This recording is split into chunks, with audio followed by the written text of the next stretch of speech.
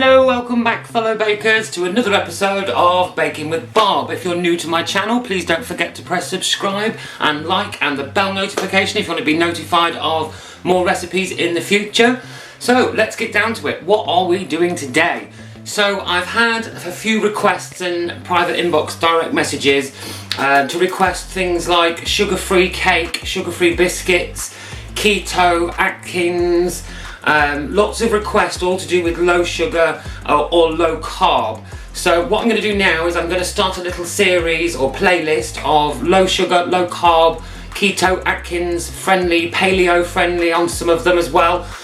So I'm going to start a new playlist just dedicated for that, but don't worry to all my sugar lovers, I will still be doing my normal bakes as well, but every now and then I am going to do the diabetic, sugar-free for all my other viewers that have been requesting that as well. So what's the first one on the, I'm just going to keep calling it keto because it's easier.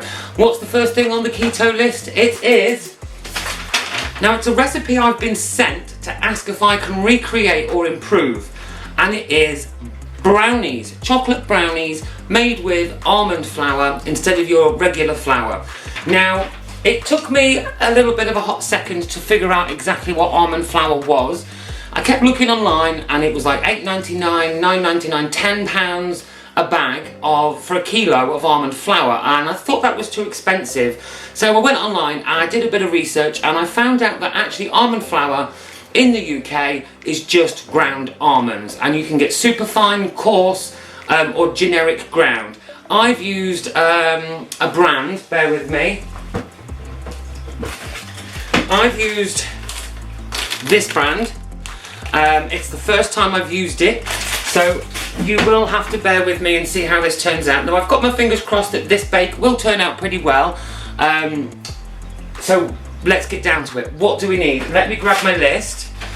So you will need 2 eggs at room temperature, that is vital.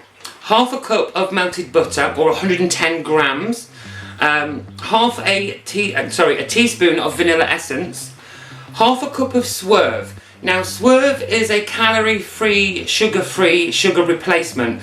I can't seem to be able to get that at the moment, so I'm using generic stevia, and I actually did measure half a cup rather than by the gram, because it's to do with the volume, not the weight. So just eyeball it and you will see what it amounts to. Half a cup of almond flour, which is the ground almonds, which is 110 grams. A third of a cup of cocoa powder, unsweetened cocoa powder if you can, because then there's no sugar again, and that's about 45 grams. You want a 1/4 teaspoon of baking powder, and then optional, you can use a handful of chopped walnuts to put in there, or you can use the keto chocolate, the sugar-free chocolate chips. They're available, I've seen them on Amazon and your Holland & Barrett health stores. You can just use a few of those as well. So let's get cracking. What's the first job we need to do is wash our hands. Let's get on. Okay, hands all nice and washed. The other thing you'll need as well is an 8x8 tin.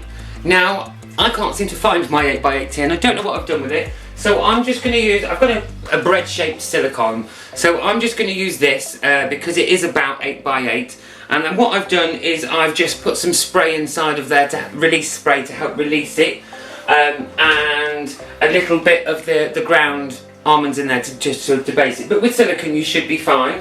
If you're using a tin, please line it with your baking parchment, greaseproof paper, just to make it easier to take out of the tin at the end.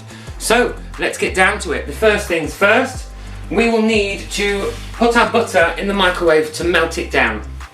So I've put that in the microwave for about 20 seconds and I'll give it a bit of a stir and then I'll take another look at it. But that's the first thing going in the bowl, is all of your wet ingredients one by one. Be careful with your eggs again, make sure they're at room temperature and that you don't get any shell in there, of course. It is so warm today, it's ridiculously hot. Let me tell you, there we go, that's the butter ready. Before I take that out, let me just tell you the oven temperature so you can get that preheated now. So you're going to want 350 degrees Fahrenheit or 180 degrees Celsius. If it's a fan assisted oven, please turn it down to 160, and if you're on gas, Mark 4. Make sure your oven is nice and preheated. Okay, so my butter is melted, so in that goes. Scrape all of that out.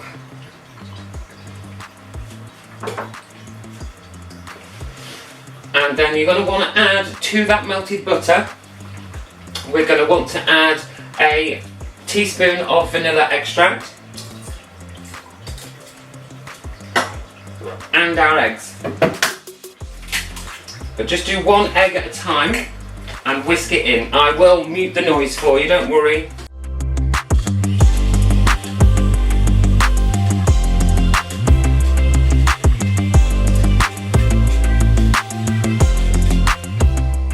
There we go, very simple, just incorporate it. You don't need to whisk it up or anything. Then in goes your second egg. And then whisk again.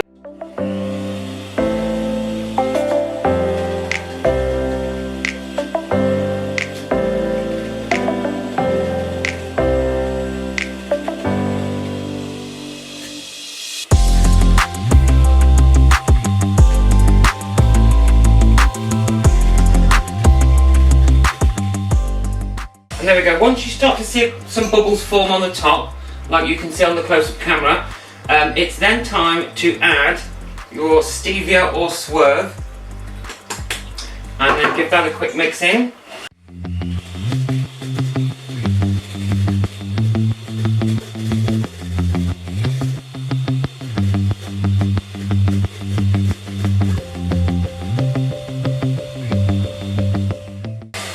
There we go. Remember to wipe down your sides as well, just to make sure you've got everything incorporated and there's nothing stuck to the bottom. There we go. So next I want to add the baking powder with the almond flour, so chuck that in. Get all of that out that bowl, and then whisk that in.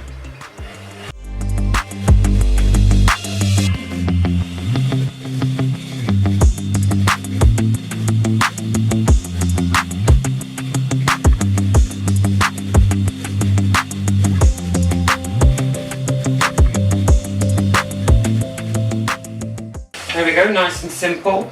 And then last of all, in goes the cocoa powder. And whisk up.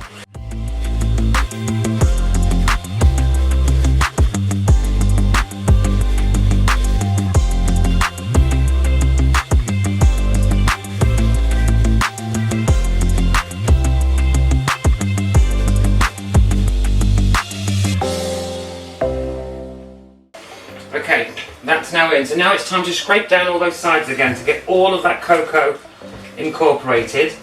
And again, to make sure nothing's stuck to the bottom.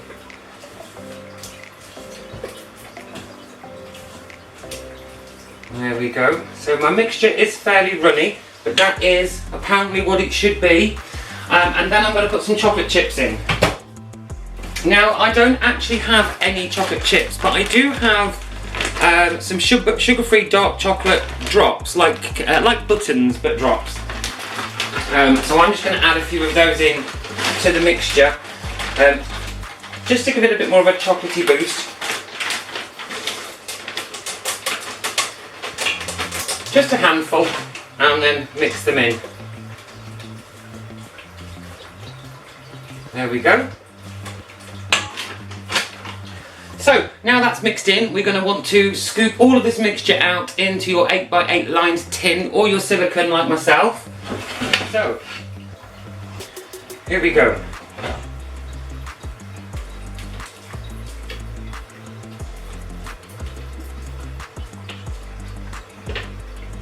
Ooh, knocked the camera there.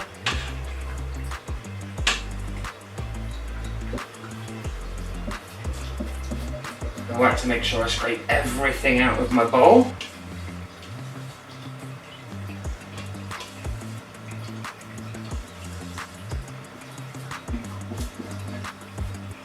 Okay, once it's all out, I want you to spread it out inside your tin so it's nice and even. And there we go. I'm just going to scrape that off the spatula, dollop that in the middle. Just tastes nice actually, I like that. I do like that mixture. It's a bit, I can taste the almonds in because of the flour. So, that's now done.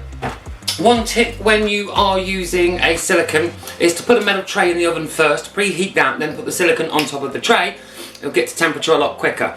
So I'm now going to put these in the oven. Let me just double check on the timing. So we're going to want to bake for about 25 minutes. The centre should be pretty moist, and when you pull it out the oven and leave it to rest for 10 minutes, it will continue to cook. So let's pop that in. We are going to check it at about 20 minutes because as you well know by now, there we go, get my words out. My oven's very temperamental and it overheats. A bit like me today on this really hot 30-something degrees. So I'm going to put that in the oven and then I'm going to come back to you guys and I'm going to show you my finished results. So I shall see you in about 20 to 25 minutes. Bye-bye. Okay, so we are back. It has been the allotted time. My brownie is now out of the oven. I know you can see it on the close-up, but I'm just going to pick it up and show you. Can you see on here as well? So it's got a nice crust on the top, still a bit gooey in the middle, which is absolutely fine because what will happen is, whilst that stays on the tray and in the silicone or in your pan, excuse me, it will continue to cook. But what you want to do is leave this for another 10 minutes. I'm going to put it onto a wire rack in the tin still. Leave it for another 10 minutes and then it'll be time to chop it up. So let's talk about toppings. So toppings are quite a difficult one when it comes to keto and sugar-free. But what you could do is you can make like a donut glaze with some stevia and some water and vanilla extract again. Mix that all together and then just glaze it onto the top. You can also buy on Amazon and probably other places as well sugar-free sprinkles or hundreds and thousands or whatever you want to call them. So you can do the sugar glaze and then put those on the top as well. You could obviously melt some sugar-free dark chocolate if you wanted to. I believe you can get some caramel sauces out there as well by different brands that are sugar-free. I'm not a big fan of them. I'd rather make my own, but that might be something I do later on in this series. So apart from that, we are done. Now you will see obviously from the thumbnail, you will see my slices cut up and my final product. But I'm not going to waste your time and make you wait while it all cools down and all of that. But I will insert an image if I can about here.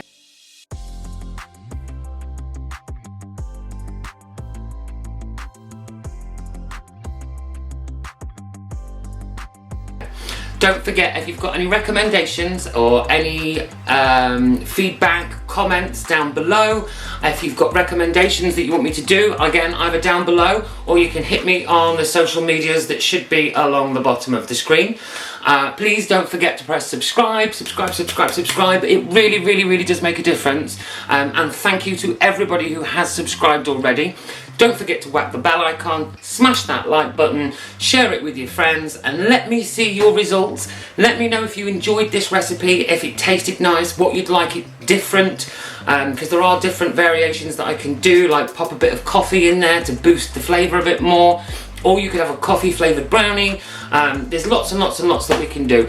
So thank you again so much for staying this far in the video with me, and I look forward to the next bake that we do together. So I will see you next time.